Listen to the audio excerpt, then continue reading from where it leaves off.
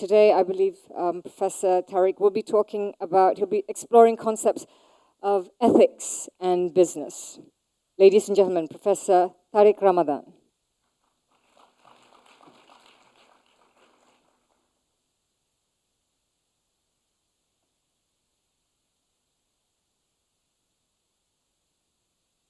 Bismillahirrahmanirrahim. Thank you for your invitation here, and I know it has been a long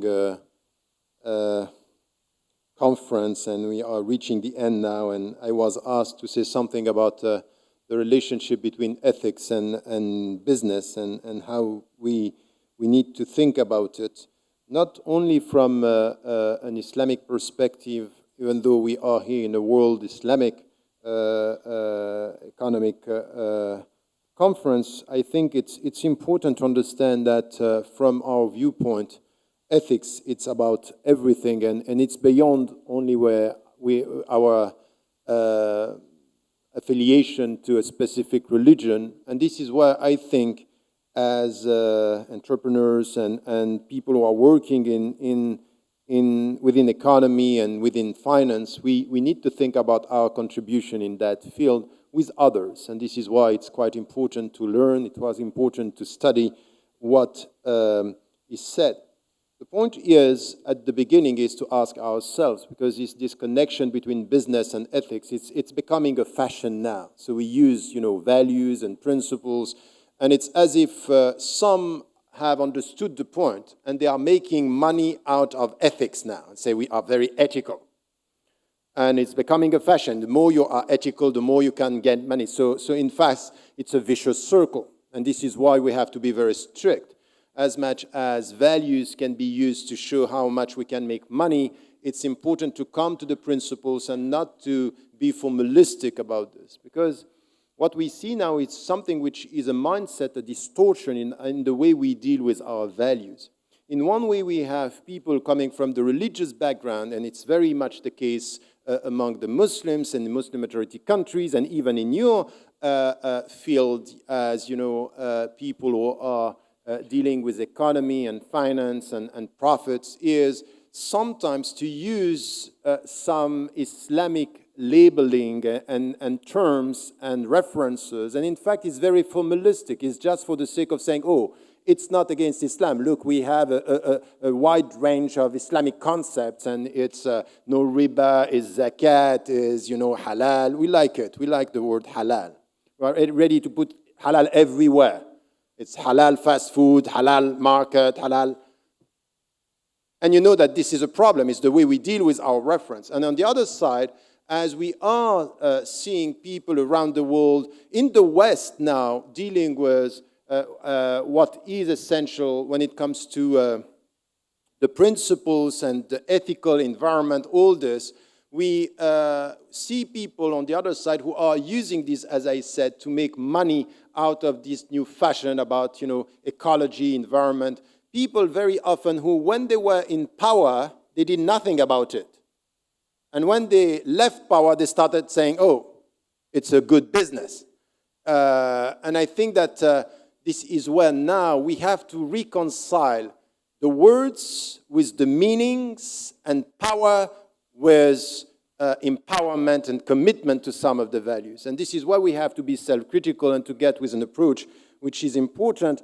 And by connecting business and ethics, we ask a very simple question, but it's an essential question for every one of you when you are starting and when you are involved in businesses or in economy or in finance, is what does it mean to be successful? What is the meaning of being successful? And what is the meaning of not being successful? Is it only about profit, or is it about something else? And the very essence of ethics is to say you are successful when you are consistent with some values that you are cherishing. So it's not to have this kind of dichotomy and, schizophrenia, very, very pious when you pray, and very much less human and believers when you deal with money. So some are pious when they deal with God, and without God when they deal with human beings, because it's all about money. So this reconciliation it's something which is important when it comes to this. And when we speak about ethics, and this is something which is important, even if you come back to Arabic, for example, we don't have a clear word about ethics. Very often we translate this into al-akhlaq, and al-akhlaq is much more about good character, behavior. It's not really on values. It's not really about what is meant in the Greek tradition and the Western tradition, but ethics. Still, what is important is to understand that when we speak about ethics in a universal way, and even when you come back to our traditions, religious traditions, Christian, Jewish, Muslim, atheist, agnostic traditions, Buddhist traditions, because there is a lot in all these traditions. In fact, it's based on two things. We are talking about some values that are indisputable, that we want to be faithful to, that we want to implement, and about some objectives that we want to reach. So it's about values that we want to respect, objectives that we want to reach. This is the meaning of ethics. And Islamic applied ethics, Christian applied ethics, or Buddhist applied ethics, or Jewish applied ethics is all about this. What are the principles that we are cherishing, and what are the objectives that we want to reach from our business? And by saying this, it's something that is crossing the board. And this is where, if the Muslims were more confident with their values, they would see that they are sharing so many values with so many people, and that they can have alliances based on ethics and not only on profit. Very often people, they want to do the same as the Western companies, and in fact, they are missing the point of studying what is done by some people who are very successful in economic and financial terms, but they are very concerned in ethical terms. And this is where we need to be much more connected to people. Now, the point is that when we speak about ethics, very often the people think that because you think about values, it means that you will do less, or you will have less in the business. And it's as if any time, and this is a mindset which is a problem. You know, when we deal with ethics from a religious viewpoint, a philosophical viewpoint, and we come to this area of economics or businesses, the perception is the more ethics you have, the less creativity you should have. That's completely wrong. In fact, it's the opposite. It's the other way around. If you are serious about ethics, this is where you have to explore, to be creative, to open channels where you think about new ways of dealing with it. If you only are interested by money, of course, you just go for money and you forget values. Whoever you are, I'm going to use you for the sake of money. We are not talking about this. Ethics is about, I want to be successful. I am not going to forget about profit, but I want to be respectful. Successful and respectful at the same time. So this is something which it's very often discussed is you deal with ethics, it means that you are coming with a halal-haram mindset. Halal-haram is licit, illicit, lawful, unlawful, and you are preventing the people from working in the name of principles. And I think it's wrong. It's you know, for example, the understanding about arts and imagination, it's because we are ethical, you cannot express yourself. We end up neglecting arts because we have ethics in arts. We end up not being creative in business because we have ethics in business. That's the wrong way of putting it. We need to reconcile ethics and creativity, ethics and expression. Express yourself, use your imagination. By elevating people, not doing anything for the sake of profits, but be creative. So we need also to have something which is to be much more confident with our values and to be creative in every field, not only when it comes to prohibition. We tend to understand ethics as a framework of prohibitions, not of direction.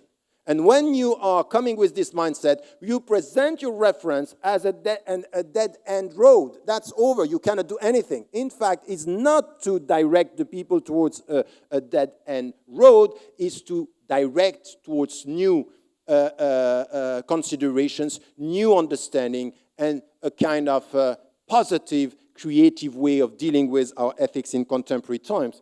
And it means by this that you cannot just repeat what was said by the scholars in the beginning of the 7th century or the Middle Ages, say this is Islam. Yes, this is the way as scholars they were dealing with their time. How are you dealing with your time now? How are you dealing with your time as a Christian? How are you dealing with your time as a Jew? How are you dealing with your time as a human being respecting values? Because you can't sit down here in this room and say it's all politics and the politicians are corrupt. The point is that if in the economic sector we don't have people who are caring about values, ethics, human respect, we are going to destroy the world because you are the driving force. People are saying today the secular way of dealing with things is we differentiate between politics and religion. Why? Because we don't want religion to impose into politics. That's fine. You can differentiate. The point is that we don't want to divorce politics from ethics. We want ethics in politics. But it's exactly the same. No. I have a special fatwa. It's not to clap. It's just when you are happy with what I'm saying, just think about it altogether. Because the point is exactly the same when it comes to the sit. And we see this. I'm coming from the West. I was born and raised in the West. I went back to Egypt to get my Islamic teachings and the ijazat in Islamic sciences. But when I came back and I speak with people, what we are experiencing in the West is very worrying. Is in fact, yes, there is a divorce between state and religion, but in fact, what we have now, instead of having religion or dogmatic minds imposing onto the state, which we don't want dogmatic minds to impose into the state a religious framework. We want people advising and coming with ethical inspiration. But what is now taking the place of religion is economics. It's our states are following dogmatically what is coming from the economic sector. So today, we have people, we never voted for them, and they are now taking over. Technocrats are taking over in Italy, in Greece, in Spain, and they are dealing with the states. So we call it democracy. It's democracy under the power of economic transnational corporations and logic. So if we deal with this, it's quite important for us to have people coming from the economic sectors and the financial sector and businesses coming with ethics. So we also need ethics in economy. Not only this perception that let us call it Islamic and be as successful as them. Them are the non-Muslims. And I think that this mindset is just a catastrophe. We need something new, we need to be creative, and we will find that so many people, even in the West, are coming with new ideas and creativity that we have to study much more than that. So what is, for example, something which at the beginning of whatever you are doing in business, when you connect it with ethics, it's critical. It's in fact, when I was asking about the objectives of this World Summit, for example, its conference, it was to connect people, to have for the first time something which is connecting people from around the world. And I think that this is so important. It's important. Now we have to be cautious. It's not only to connect people to know how much they are successful and to connect people as to the way they work, but it's to create a comprehensive approach. Comprehensive approach is much more than connecting people, is to create a vision. And to create a vision is, in which way, for example, when you deal with economics, you are connecting the objects of what you are doing. By saying what, for example? Whatever you are doing in your field, connecting and coming with a comprehensive approach is always to care about people. And I heard that one of the P that you had is people. To care about people, it's important. But whatever you are doing, if you are serious about the contemporary challenges that we are facing, you have to care about nature. You have to care about culture. You cannot just sit down and be exposed to world culture, which is another name to westernization, and not to care about culture. What is your business in Malaysia? Is it to promote the way we eat, the way we drink in the powerful countries, or is it to nurture culture here, the local dimension of an indigenous, confident culture? That's a very important point. Because at the end of the day, it's just to put Islamic to the thing or Christian to the thing. It's not going to make it. We need to have a vision where culture is connected to nature, is connected to human beings. It's even to be connected to behavior. It's, for example, today, if you are a business, and you want to promote ethics within the business, the first question I would ask you, what is in your profit that you are giving to people? In your profit, there is something which is the right for the poor people. Are you working on solidarity? If you tell me that you are successful and you just come with how much money you make every year, I will say there is something missing in your success, which has to do with solidarity. In your business, part of your ethics should be solidarity. And solidarity is not to think about, oh, I am generous, I'm giving. No, this is the right of the poor people wherever you are. So at the local level, no, think about it. Do it, don't clap, do it. Just do it. So it's at the local level, is your business, how much it is connected to the people around you, to care about, promoting environment, the way you respect nature. It's not only as Muslims to quote the hadith or the Prophet ﷺ. We are very good at quoting Quran. Very good at quoting a hadith. Much less to implement them in contemporary terms, which means how is your understanding? So this connection between culture and not to promote, I'm sorry, I wouldn't be happy. I'm dealing with the halal business, and I know that your country, I have been in touch with so many people, and they were very surprised. I'm, of course, saying, be careful, there is something that is called halal meat. But the way I deal with halal meat is not, tell me the way you slaughter the animals, and I'm happy. Bismillah, Allahu Akbar, halal. That's not it. It's the way you nurture the animal. It's the way you treat the animals before you are slaughtering them. And then more than that, what I'm saying to all the Muslims, you know that we are the more meat eaters today in the world. As Muslims, you might have to think about eating less meat now. And this is halal. It's not because it's permissible that you have to do it. So this is something which is so important, is the way we deal with nature, is to think about some of the principles that we have. So a comprehensive approach based on very active networking. So how you can get, experiences from others, and a comprehensive approach is getting all this. So there is nothing which can be dealt with, for example, from our ethical viewpoint.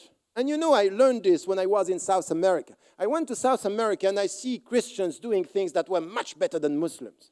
And in fact, my idea is to take some Muslims and say, learn. And they would say, they are Christians. They would say that. They say, al-hikmatu dallatul Muslim, isn't it? You quote now the hadith, because the people, if you tell them, learn, say, what are you talking about? So you are westernized. Say, look, the Prophet ﷺ said that the wisdom is the lost property of the Muslim.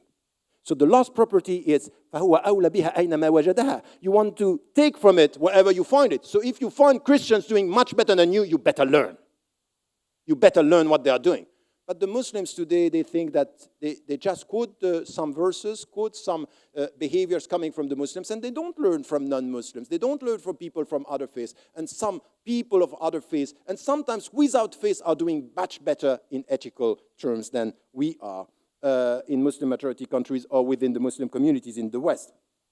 So what I am saying here is this comprehensive approach is very important when it comes to the business. It's to connect everything and to care about all these dimensions. You respect the people you are dealing with.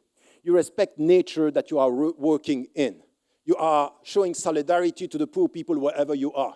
And wherever you are, if there are people around you while you are running your business and making money, and you don't take from the money to give to the people who are around you, you are not ethical in the way it has to be understood from an Islamic viewpoint, for example. تُؤْخَذْ مِنْ أَغْنِيَائِهِمْ لِفُقَرَائِهِمْ. Zakat has to be taken from the rich people here and given to the poor people here. So first you have a local mandate, a local responsibility. Are you doing this or not? And I can tell you it changed the mindset. It changed the mindset when you care about the people around you. So, and then the local culture. It's also something which is quite important, as I said. Now, when it comes to this and understanding this, the success and the meaning of success is these two things that are it's to be faithful to your principles, faithful to your objectives, and at the same time, you make money. There is nothing wrong with making profit. It depends how. It depends how you are doing this. So there is nothing in Islam, for example, in our tradition, the best among you is the poorest. No, we don't have this. It's the more honest. The God consciousness for us is important. Inna akramakum indallahi atqakum. This is something which is essential. It has to do with piety. It has to do with human concern. It has to do with the way you deal with God and the way you deal with human beings. And sometimes this is something which is more visible through the way the people are dealing with their fellow human beings and nature.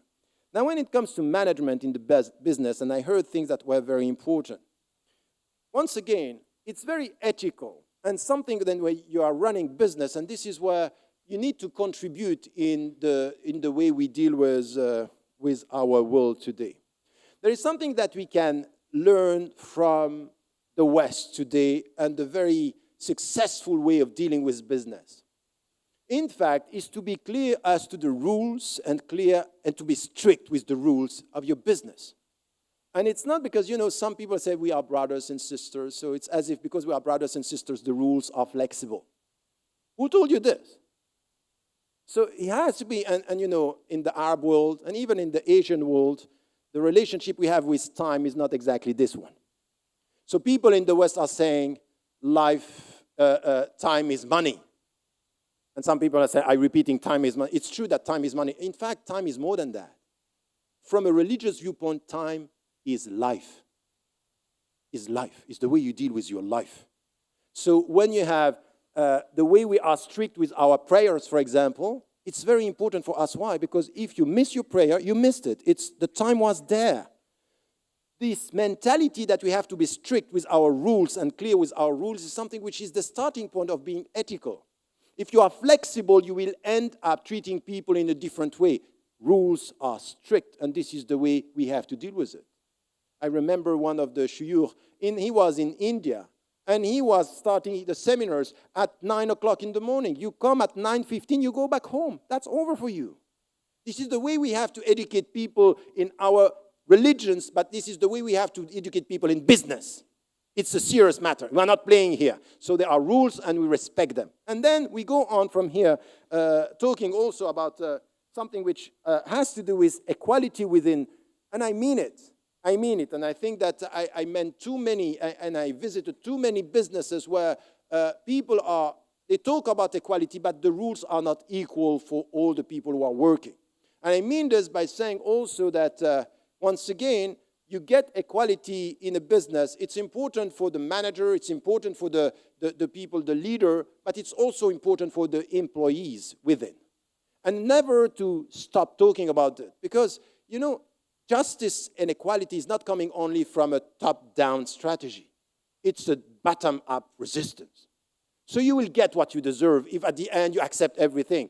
And for example, I keep on repeating to women, and especially Muslim women in Muslim-majority countries, stop sitting down and complaining about the fact that you are discriminated. Now it's time to stand up and to say, I have rights.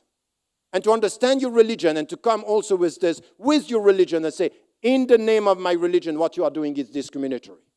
And in the name of the business, equality means equal opportunities. And this is something that has to be set as a principle in the business. And we have to be serious about this. Ask yourself, how much equality are you enforcing within your business, and opportunities for men and women? And men and women also means that, for example, I was the other day in Morocco, and you have some Muslims in Morocco, they don't want women with headscarves to be visible and say, okay, you can work with me, but not with the headscarf. I say, I can understand, even though I don't agree, that someone in France are saying this because of the pressure. And I would say it's wrong, it's discriminatory, and we have to fight. But to come to Muslim-majority countries where we have this imposition of the Western standard and say a headscarf is not good to be seen outside, I would say don't accept this. As much as, the way I dress is not saying the equality I have. It's as the people today are saying about the Arab awakening and all these uprisings in Egypt and in Tunisia. You have in the West people saying, you know what, be careful. There are more and more headscarves in the streets. It's as if we are going backward. And my answer to this is, you know what? The real empowerment of women is not the way they dress. Is how much education they have and job market opportunities they have. This is equality. And so don't come to us to lecture us about, empowerment. By the way, we still have in the West women who, for the same skills, are getting 30% less than men. This is unacceptable by all standards. As people of justice, we should say no. Same skills, same salary. By the way, are you implementing this? Are you in your businesses implementing something which is same skills, same salary, and respecting for women the same rights? This is something which has to do with our ethics and the way we deal with it. So justice is also one of the principles and one of the objectives that we should have. And there is something which was said here which is so important. It's very important to be successful and strict with the rules. But remember something, when it comes to your teachers that you had when you were young, if you think about the best teacher you had, how were they with you? There's something which is a very special chemistry between two things. Very strict with the rules and caring with the heart. They were having this strict as to knowledge, open with the heart. And what I heard right now is if you want to be successful in your business, and this is ethical, learn to listen to your employees, the people who are working with you. Care about them. Care about the humanity in them. You should be successful, but I should be listening. I care about you. And you care about the personal life, they care about so you should allocate time. The best medical doctor is the one who is very, very good in what she or he is doing, but at the same time, he understands or she understands that it's also about listening, about psychological dimension. So this kind of, being successful without listening, without being human, this is something which is completely wrong. So if you come to all the messengers, all the philosophers, with God or without God, if you listen to what they were always having a vision, but caring about the people. Come, I listen. I listen to who you are because I care about who you are. I want my business to be successful, but I want you to be happy. This is why it's important in Islam also, as much as you find it in the old tradition, well-being.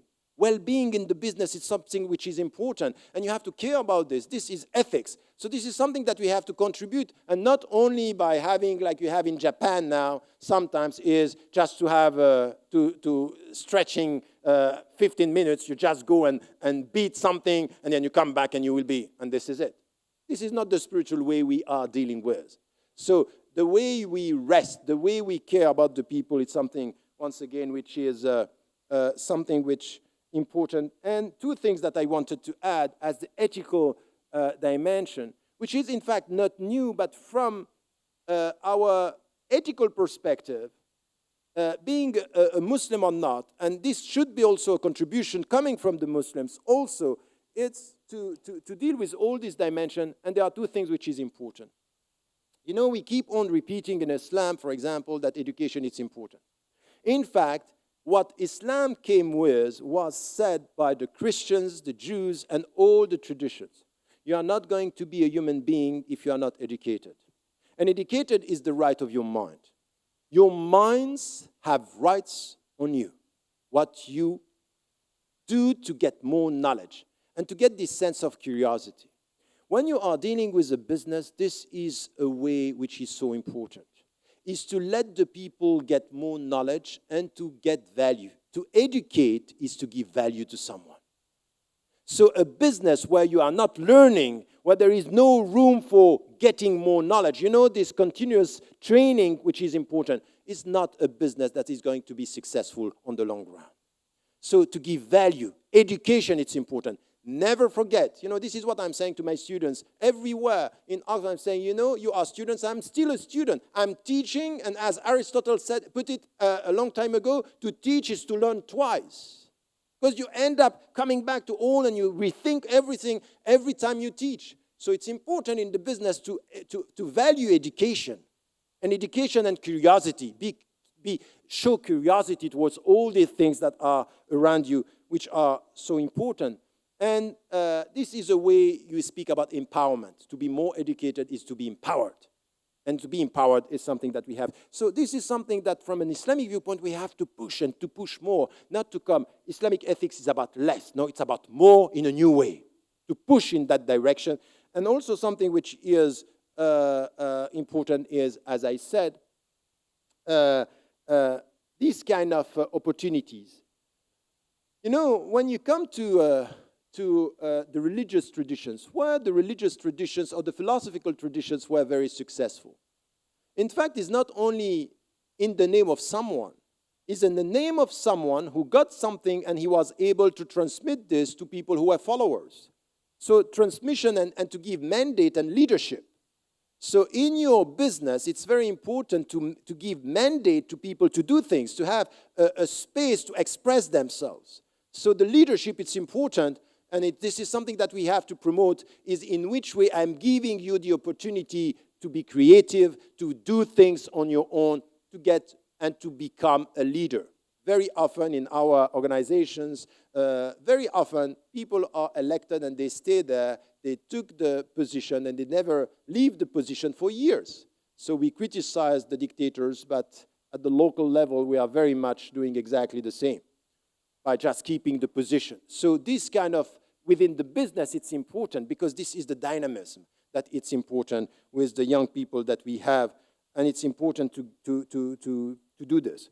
The last thing that I wanted to say about the business is be careful with what your production. What are the products that you are giving to people? Because ethics in business is not only about the way you deal with your people, the way you deal with this. All this is important. This is what I said right now. But all the products that you are promoting, it's important. Because at the end of the day, an ethical attitude is never to promote consumerism without soul, without understanding, without meaning. It's not eat more, buy more. It's something which is important. So this is what I said with meat, but it's also in everything that we are doing. The product is very important. So I'm very tough with fast food, for example, and I know that some Muslims are not happy with this, but I have a very ethical concern with fast food because for me, an ethical fast food is a contradiction in terms. Because to eat fast is not very ethical. No, I'm serious about this. I'm serious about this because eating fast is not just the time you give to eat, it's a culture you have in your life. It's just eat. Eat to do what? Just to be able to start working again. It's not about being well, it's about working more in a way which is just feed your employees and you have just 30 minutes to eat. And I think that this is something which is a problem in the way we deal with ethics in businesses. Having said that now, I would say 3 points, and I would end with this, that I just want to highlight when it comes to what we have to do and what are the challenges now that we are facing.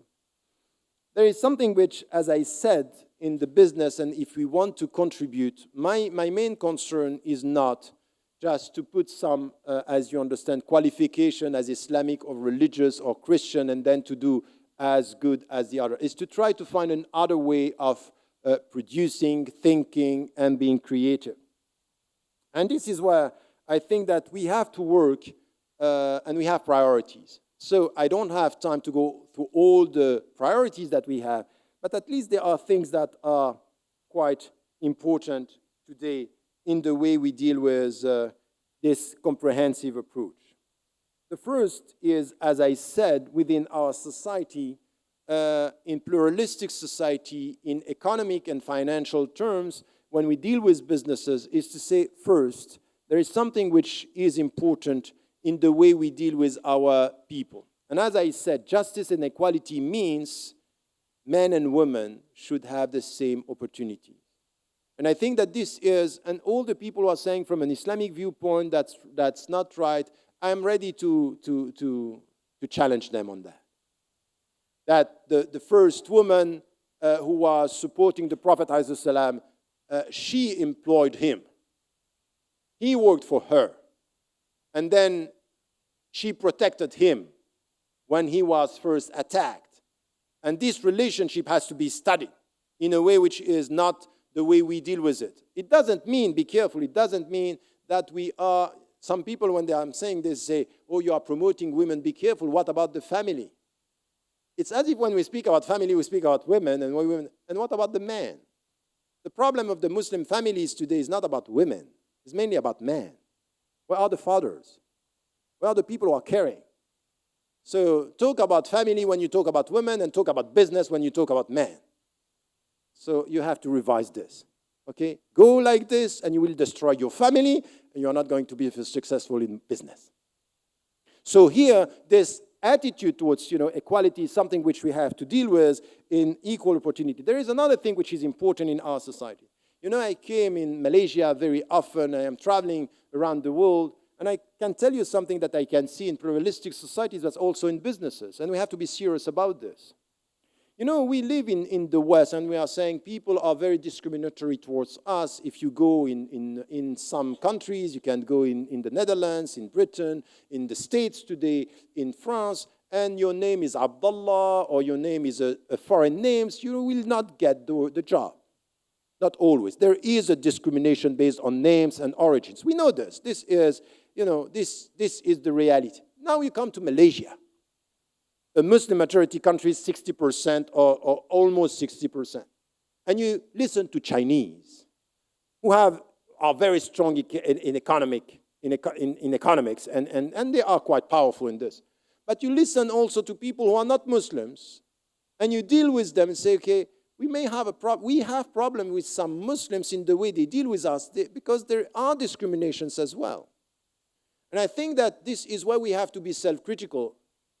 Ethics in business means no racism. I'm not going to take you because you are Muslim. I'm going to take you because you are competent. 3 qualities are important. Competence, first, for us, is integrity, competence, and efficiency. So now you are a Muslim, welcome. But, some of the Muslims, they say, oh, he didn't take me because I am Muslim. And you look at his CV and say, no, he didn't take you because you are incompetent. I'm sorry, it's not your job. So this transforming everything into the victim mentality doesn't work. But on the other side, if we want to come with something which is based on ethical principles, we don't discriminate in the name of religions, or in the name of colors, or in the name of origins, or in the name of gender. So no racism and no discrimination. This is the way we have to deal with. And not to say they are doing the same there, we are going to be the same here. I think that this is not acceptable. Now, the other thing which I said at the beginning, which is also important, please, just when you are dealing with business, think about the products that you are offering and act and resist consumerism. Consumerism is a philosophy of life, and we are not promoting this. Ethics mean eat and live to buy what is necessary, not to buy more, not to be an economic animal that you are following all the new products. And this is your responsibility. Your responsibility is not to transform your clients into consumerists or with a consumerist attitude, and this is something which is not the right way of dealing. So you are also responsible of what you are producing. Last point that I wanted to make, coming to my conclusion, is I was very happy when I came here, because what I saw, it's also pushing towards arts and women. It's understanding that women are very important in this field, and it's true. And at the same time, also dealing with arts and creativity. And I think that in anything that has to do with business, and as I said at the beginning, to be creative, I think that ethics is not against creativity. Ethics is push the people to be creative in another way. And for example, arts for us, when people are saying music is haram, everything is haram, so don't be creative, that's not the way we are Muslims. We are Muslims by understanding that we want creativity, but with dignity. وَلَقَدْ كَرَّمْنَا بَنِي آدَمَ. We gave dignity to human beings. And what is dignity in arts? It's not to express yourself. It's to express yourself in a way where you are elevating, the standards of humanity, of creativity, of imagination.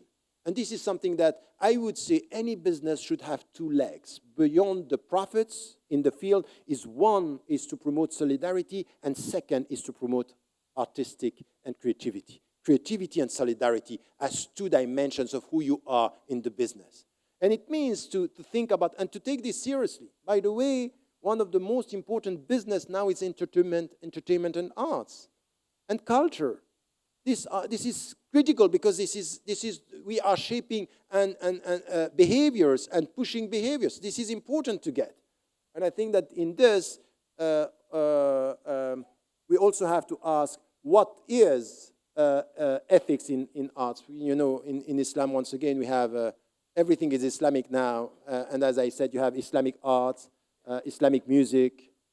For some, it's not possible. So Islamic song without music, but with lyrics. You know, all these combinations that we have. And I think that in this, we need young people and leaders to be much more, and businessmen and women to be much more involved in this and to create something and to push towards this. And as I said, I would like to see much more businesses celebrating local cultures. Local cultures and local behaviors are important. Now, this is where I think I was asked to talk. This is where I think this could be our contribution for now and for the future. And our contribution should be the comprehensive approach, dealing with business in a strict way, but having ethical principles within, in the way we deal with our partners, the way we deal with our employees, the way we deal with our leadership.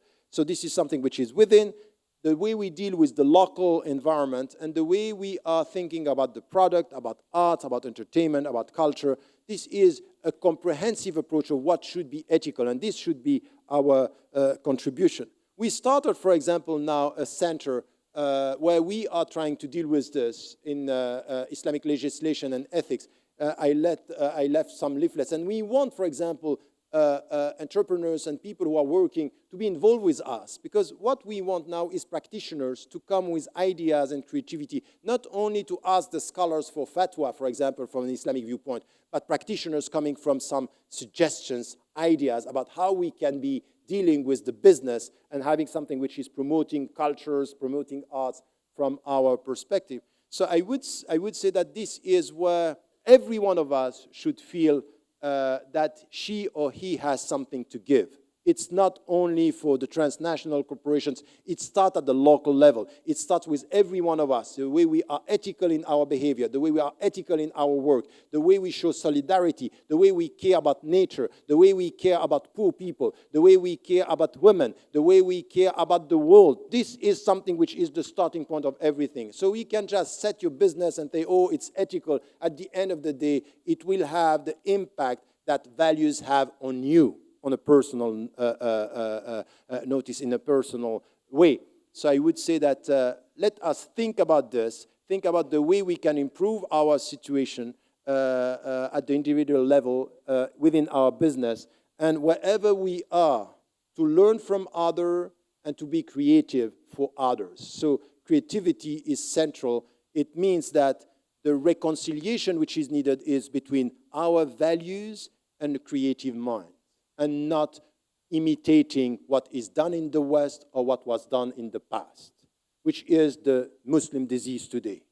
It's either I imitate the past or I imitate the West. I would say just be faithful to your principles, creative, no need for imitation, but a very dire need for creativity. Thank you. Thank you very much to Professor Tariq for reminding us of the universality of ethics in Islam. We are actually running out of time, so I think we will only allow maybe a couple of questions from the floor, please. Wow. There's a lot. We can't take all. The lady over there. Thank you very much, Professor Tariq, for this very interesting lecture about the right image of Islam. I am Professor Asfour from Egypt. I am talking as an Egyptian Muslim woman who are now experiencing what you are not talking about by the name of Islam. You said that we cannot use Islamic labeling to use business and make money. But how about people using Islamic label to have power and discrimination. You talk about democracy. If some groups say to the voters, you don't vote for us, you go to hell, this is not democracy. Or if there is no gender equality, you talk about gender equality, and I give lectures about economic empowerment of women in Islam. You said about Sayyida Khadija radiallahu anha, about Sayyida Nafisa, who is the jewel of science, about Sayyida Rufaida al-Aslami, who was the first doctor in Islam and was teaching in the Umayyad Mosque. Now, if by the name of Islam they want us to go to home and no education, they want to lower the age of marriage till 9 years old, and they are using the Islamic labeling for that. You talk about discrimination. How about discriminating about other citizens, Egyptian citizens who are Christians, and even about other Muslims? How do you think that Islam is promoting economic empowerment or empowering the people of Egypt if Islam is used as a tool for oppressing people and not economic growth and not empowering people and not gender equality and not education? Thank you. We take more than We have a questions. short time, so if you could... I think the best is you take 3 or 4 questions and I get through we all can only allow one question at the moment. That's no more. You would have to catch Professor Tariq when he's done. So So it's one question, and One it's this question one. for now, and everyone has to ask you later. Thank you. Okay. This question, if I want to answer this question thoroughly, it would be another lecture, just to make them scared. But look, what we have now in Muslim-majority countries, you are talking about Egypt, is, and it always has been the case, we have trends that are using religion to get power, and some using religion to stay in power or to sideline Islam from the public sphere. I think that anyone who is telling you, if you don't vote for me, you go to hell, you can say, I'm not going to vote for you if you say this, because I'm quite sure not going to paradise. Because it's not the way. You cannot use this. Your understanding of Islam in the way you deal with it is not right. So I would say here that we have to be critical to anyone who is trying to instrumentalize Islam, and at the same time also to be critical to all this distortion about our understanding of Islam. For example, the starting point of this discussion for me would be not to respond to these people, but to come back to the principles that we are relying on. So, for example, to say in Egypt, it should be based on equal rights and equal citizenship. So the Coptic, as much as the Muslims, should have the same rights. And you go for this. They are citizens of the same country. Now, when it comes to women, for example, to say that today you are advocating the fact that at 9-year-old, and this was a discussion that we had in so many other countries, you can go for this. This is not respecting the rights of women. This is just to legally accept arranged marriages or forced marriages. It's not the reality of being free and leaving letting the women be free as to decide if they want or not. So I think that it's a question of principle that we have to come with, and then to be critical towards all this kind of new instrumentalization of religion, and also something which is very dangerous that we are facing today in Muslim-majority countries as much as here, is religious populism. Religious Islamic populism are some trends that are using Islam and working on emotions. And for example, targeting the Christians just to know that they will be backed by Muslims. And they are not working on principles, they are working on emotional attraction. That's not the way we deal with our religion. Our religion is based on principles, it's not based on attracting emotions and rejecting people. And I think that any discourse that is based on this should be criticized, and we should stand against it. So it's a very deep discussion that we have today in Egypt. Is very unsettled. The situation is very difficult. It's very, in fact, in all the Middle East, it's very difficult. And I would say in Malaysia, it's difficult. Elections are coming. It's difficult. But I think that here they decided to speak about economics and to avoid politics. Which, by the way, I keep on repeating this. Anyone who is telling you avoid politics is making some politics, as you know. Okay, That's the end of the answer. Thank you very much to Professor Tariq Ramadan, and you know you can catch him later on. We apologize that we don't have the time now for the Q&A to continue as we now move on into the final session immediately of the WIEF. We're going to, I think, put up some chairs and... Well, ladies and gentlemen, we've come to the final session of this conference. And let's give ourselves a big round of applause for being here. Come on, ladies and gentlemen.